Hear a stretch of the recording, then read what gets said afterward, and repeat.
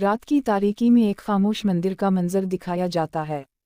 घिंगूर बादलों के बीच बिजली की चमक और बरसती बारिश में अरुण भगवान के सामने खड़ा है।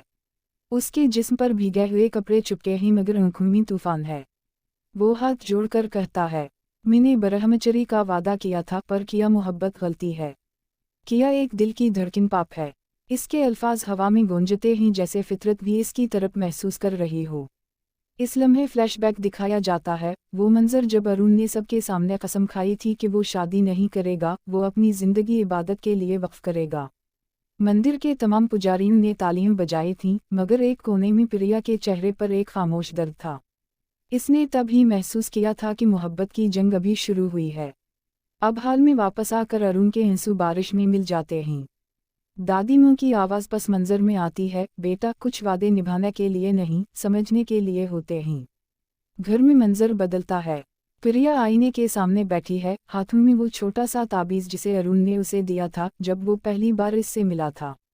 इसके लबों पर कपकपाहट है, अगर इसका दिल मेरा नहीं तो मेरा वजूद किस काम का। प्रिया के कमरे में उसकी मुँह दाखिल होती है।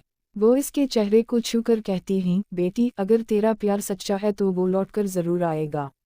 इधर अरुण के दोस्त राजू और मनोज उसे समझाने आते हैं। राजू कहता है, यार तो भगवान से डर रहा है या अपने दिल से? भगवान भी तो दिल में ही बसता है। अरुण की आंखों में एक चमक आती है मगर वो खामोश रहता है। मंजर मंदिर के अंदरूनी हिस्से का दिखाया जाता है। एक बुजुर्ग पंडित अरुण के करीब आकर कहते हैं, बेटा भगवान ने इंसान को दिल दिया है ताकि वो महसूस कर सके। अगर एहसास जुर्म में मोहब्बत कुर्बान कर देगा तो ये ब्रह्मचर्य नहीं, जुल्म होगा। ये अल्फाज अरुण के दिल में तीर की तरह लगते हैं। उसी दौरान प्रिया के घर एक खत आता है मंदिर के पुजारियों की तरफ से, जिसमें लिखा होता है कि अरुण कल सुबह संन्यास लेगा। प्रिया की दुनिया जैसे थम जाती है। वो आंसू साफ करती है और फैसला कर लेती है कि वो उसे रोकेगी, चाहे जो हो जाए। रात का वक्त, मंदिर में घंटियों की आवाज़। अरुण सफ़ेद लिबास पहने तैयार बैठा है। चारों तरफ दीप जल रहे हैं, सब लोग जुमा हैं। प्रिया दूर से दौड़ती हुई आती है, इसके कदमों के नीचे कीचड़, हाथ में अरुण का ताबीज़।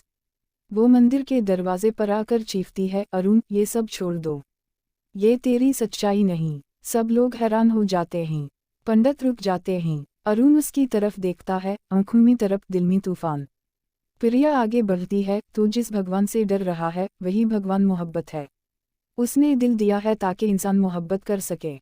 अगर तो मुझसे पीछे हट गया तो ये ब्रह्मचर्य नहीं, खुद से गद्दारी होगी। इसके अल्फाज मंदिर की फिजा में गूंजते हैं। अरुण के हाथ कांपने लगते हैं। दादी माँ आगे आकर कहती हैं, मैंने हमेशा चाहा कि मेरा पोता सच्चा भगत बने, मगर मैं ये भी जानती हूँ कि भगवान सिर्फ मंदिर में नहीं, किसी के आंसू में भी बसता है। और आज वो आंसू प्रिया की आंखों में हैं। अरुण खामोशी से अपनी माला नीचे रख देता है। मंदिर के पुजारी हैरान हैं। अरुण प्रिया के पास आकर कहता है, मैंने हर रास्ते पर तुझे भुलाने की कोशिश की, मगर हर रास्ते पर तेरा नाम लिखा था। मैंने भगवान को पाने की कोशिश की, मगर वो तो तेरे रूप में मेरे सामने था। प्रिया के आंसू बह जाते हैं, मगर वो मुस्कुराकर कहती है, तो लौट आया, यही मेरी जीत है। बारिश तेज हो जाती है। दीपक बुझने लगते हैं। अरुण और प्रिया मंदिर के बीच खड़े हैं। आसमान की बिजली उन पर चमक रही है, जैसे कुदरत ने उनके मिलन पर मेहर लगा दी हो। लेकिन अगला लम्हा खतरनाक है। मंदिर के पिछले हिस्से में एक साजिश पल रही है। वही ध्रुव जो अरुण की सादगी से जलता था, अब बदला लेने के लिए तैयार है। वो अरुण के खिलाफ सबूत तैयार कर रहा है कि इसने अपनी कसम तोड़कर मजहब की तौहीन की है। ध्रुव कहता है, अब सब देखेंगे कि एक ब्रह्मचारी कैसे बदनाम होता है। एपिसोड के आखिरी लम्हात में दिखाया जाता है कि प्रिया और अरुण खुश हैं, मगर पस मंजर में ध्रुव किसी अफसर से मुलाकात कर रहा है। इसके चेहरे पर शैतानी मुस्कुराहट है। नरेटर की आवाज़ आती है, मोहब्बत जीत गई मगर सुकून अभी दूर है। जब दिल जीतता है दुनिया इम्तिहान लेती है। इख्तिताम में कैमरा आसमान पर जाता है, बादल छट रहे हैं, चांदनी जमीन पर उतर रही है और अरुण प्रिया के हाथ पकड़े आसमान की तरफ देख रहे हैं, जैसे शुक्र अदा कर रहे हों। ये किस्त एक रूहानी मोहब्बत, कुर्बानी और सच्चाई का मिलाप है। अगली किस्त में दिखाया जाएगा कि ध्रुव की साजिश कैसे उन दोनों की जिंदगी को फिर से हिला देगी। मगर अब के बार अरुण का दिल कमजोर नहीं, मजबूत ईमान के साथ खड़ा होगा।